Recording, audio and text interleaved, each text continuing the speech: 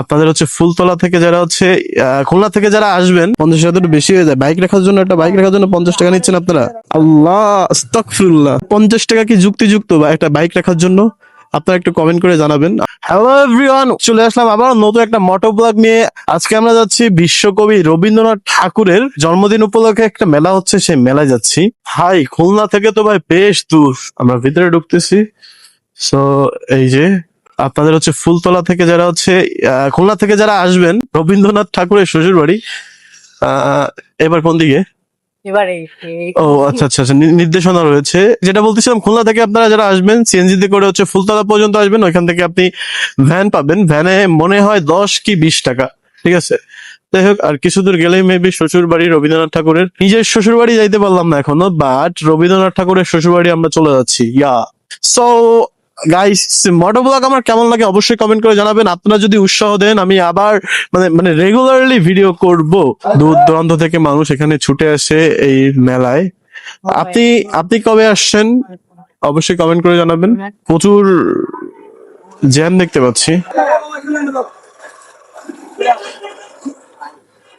এখানে, maybe bike রাখতে হবে।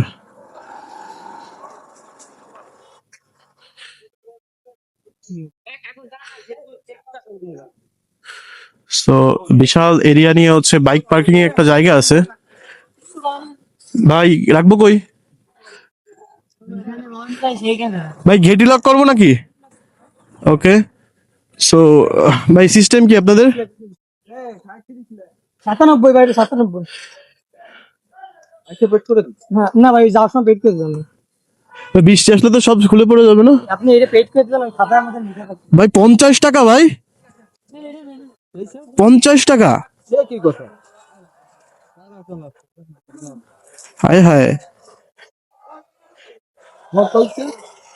কয় টাকা দিবেন? 1 টাকা। তাহলে 50 দিচ্ছে 50 টাকা করে রাখতেছেন কেন ভাই? 50 টাকা ভাই, একটু বেশি হয়ে যায় না বাইক রাখার জন্য? এটা ভাই সিস্টেম কি ভাই? বলতে পারেন না ভাই। এখন কি টাকা দেওয়া লাগবে নাকি পরে? আচ্ছা এটা কি আমি নিয়ে যাব? হ্যাঁ, এটা আপনার কাছে থাকবে, গাড়ি নেওয়ার সময় আপনার গাড়িতে যেটা লাগানো নাম নাম্বার লাগবে কিছু? নিয়ে যাবেন। নাম নাম্বার লাগবে কিছু? না না না না, এটা আমি দেখে আমি এখানে পেড করে দেব। ভাই তো 50 টাকা একটু বেশি হয়ে যায় না ভাই? না ভাই, হ্যাঁ, না ভাই, 50 টাকা একটু বেশি হয়ে যায়। বাইক রাখার জন্য একটা বাইক রাখার জন্য 50 টাকা নিচ্ছেন আপনারা। দাঁড়ান ভাই, দাঁড়ান। What is this guys? মানে মাত্র একটা বাইক রাখার জন্য এই জায়গায় 50 টাকা করে নিচ্ছে, এটা কতটুকু যুক্তিযুক্ত?